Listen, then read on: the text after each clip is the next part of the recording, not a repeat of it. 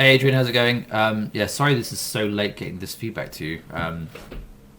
Ended up being a little ill mid last week and then just, yeah, super busy with family stuff over the holiday weekend. Um, this all seems kind of positive. I'm still concerned with the knee. Um, yeah, the fact that it's still giving you some problems with the leg extensions is unfortunate. I think um, something you could try. Um, so when you're doing the leg extensions, presumably you're doing the sort of the isometric protocol that I think I've talked to you about, where you do the sort of 120-ish degrees of knee extension and hold it there. If that's sort of reliably, well, ideally that kind of hurts for a bit and then gets better as you're doing that isometric. So it's meant to be sort of the max weight that you can hold in that isometric position for about 45 seconds. At the end of that, it should start to feel a bit better. It should hurt sort of at the beginning and then start to feel better. If that isn't helping, then we need to think of something else. You could try something like doing very high rep leg extensions as well, just to get lots of blood flow in, sort of like 20 or 30 reps. But also you could try, there's a couple of other things you could try for your hamstrings. So hamstrings and calves. So I'll send you a couple of videos to try with that, just to kind of get the muscles on the back of the knee coordinating correctly, to stabilize the knee, because that can sometimes be where things are going wrong.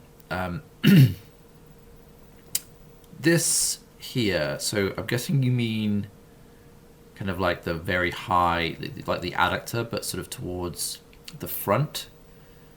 I bet probably this is either this is kind of like conventional bits of adductor, or this is a sort of this small muscle called the sartorius. So you could look that up if you like. Actually, in fact, let me look it up for you. 1 second.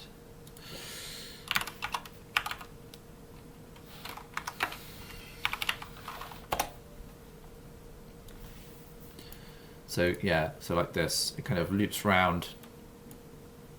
So this is inside of your thigh, this is outside of your thigh. So this is, kind of loops round, inserts on the inside of the knee, with sort of all the other sort of hamstring and tendon and adductor bits on the inside there as well. And that can get activated if, again, there's some rotational piece that's not working properly. So if it's that, then it's probably just, all part of the same issue. And hopefully we can fix everything there. But let me take a quick look at this sumo here.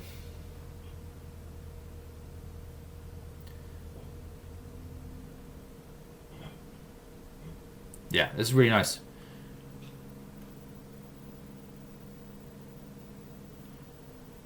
I think that tempo to the knee was perfect. I think you could go a tiny bit slower, but the most important thing is the shape that you're able to achieve through this. That's great. My question for you is, for next week now, because you're at the end of your training block, right? Do you think you can do squats? Because I would love to prescribe exactly what's correct for you here, but I don't know exactly what's happening in your knee and how things feel. So we need to kind of like, you need to lead the charge in a way on telling me what's appropriate for you and what hurts. So if you have ideas as well on like on exercises, I think you gave me some suggestions previously, but exercises that hurt or don't hurt, or that are higher or lower risk, that are like squatty. So if you could have a think about that and let me know before the weekend, ideally before Sunday, then I will put that into the next training block. But yeah, so either basically I give you another one of these slightly different training blocks, or I just put you straight back now into a regular hypertrophy block, but maybe only give you one squat day and then one other day, which is some other like leg extensions or something like that on the secondary squat day. So I think clearly you're not ready to do 2 days of squatting or squat pattern stuff. But if you could, yeah, just let me know what you think about that, and then we'll go from there.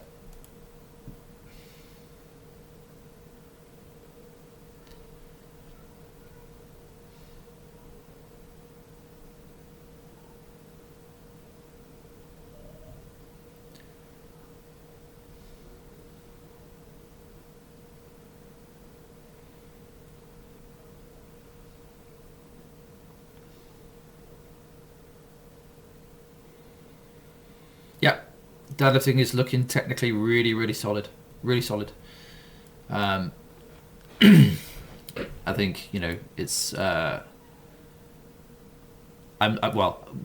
injury permitting. I think it'd be exciting to load up some singles, but we do need to obviously be careful. Even though the deadlifts themselves aren't necessarily painful, they seem to be on the edge of, like you're saying, you're tentative with the positions a little bit, and on top of that, like just having a lot of load through your lower body and hips and possibly even like back here is going to contribute slightly towards delaying recovery here, so we need to be careful of that. But I think technically you're kind of ready, just need to wait for the knee to kind of be happy. All right, man. Yeah, let me know about sort of what you think is a good idea for either, well, the options are 0 squat exposure still, and we kind of keep you really pulled back while things are recovering, or we add something adjacent to a squat pattern, something very similar, even if it's just something like a goblet squat, for example. That would still be useful. That would be kind of like the lowest stress exercise, and then we scale from there. But you let me know, basically things like leg press, things like split squats, etc, like lunges, that kind of thing. If you can even have a play with some of those this week, really, really light, and see what works for you, and then let me know, and then I'll build that block around that.